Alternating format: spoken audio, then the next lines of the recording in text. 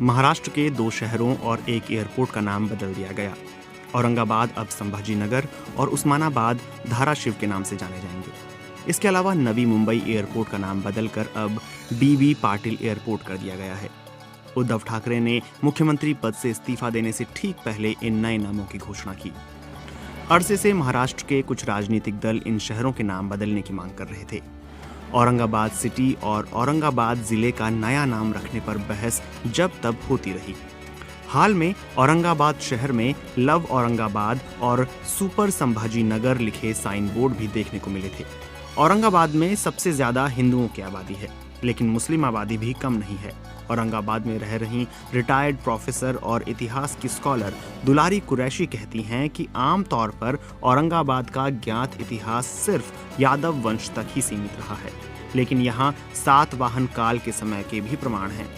उन्होंने बताया कि कन्हेरी की गुफाओं में जो अभिलेख हैं, उनमें सातवाहनों ने औरंगाबाद का उल्लेख राजत दाग के तौर पर किया है। ये गुफाएं औरंगाबाद यूनिवर्सिटी में हैं। दरअसल ये एक व्यापार मार्ग पर बसा अहम केंद्र था। इतिहास के स्कॉलर पुष्कर साहनी कहते हैं कि मलिक अंबर ने इस शहर का नाम फतेहनगर रखा था, लेकिन मुगल बादशाह शाहजहां ने 1636 में औरंगजेब को दक्कन का सूबेदार बना दिया।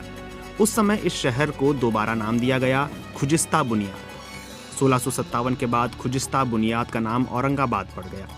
शुरू में कुछ समय तक औरंगजेब दौलताबाद में रहे, लेकिन बाद में वह खुजिस्ता बुनियाद यानी औरंगाबाद चले गए।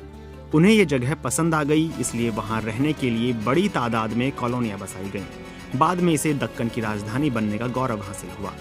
मलिक अंबर की तरह ही औरंगजेब ने भी वहां 11 नहरें बनवाई।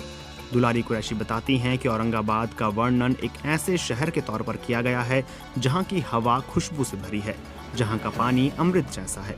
औरंगजेब 1681 में यहाँ आए और फिर उन्होंने कभी भी दक्कन को नहीं छोड़ा।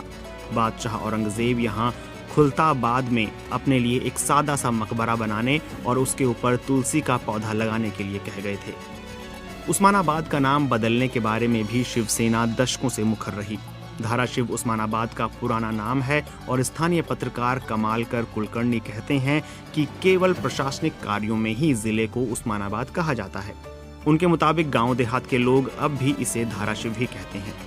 जब महाराष्ट्र का मराठवाड़ा क्षेत्र हैदराबाद के निजाम के कब्जे में था तो कई प्राचीन शहरों के नाम बदल दिए गए। धाराशिव भी उन्हीं में से एक था। धाराशिव नाम का उल्लेख सरकार द्वारा 1972 में प्रकाशित उस्मानाबाद जिले के पहले गजेटियर में भी है। शहर की नगर परिषद की संशोधित शहरी विकास योजना के अध्याय 1 में यह उल्लेख किया गया है कि उस्मान अली खान ने 1900 में धाराशिव का नाम बदलकर उस्मानाबाद कर दिया था।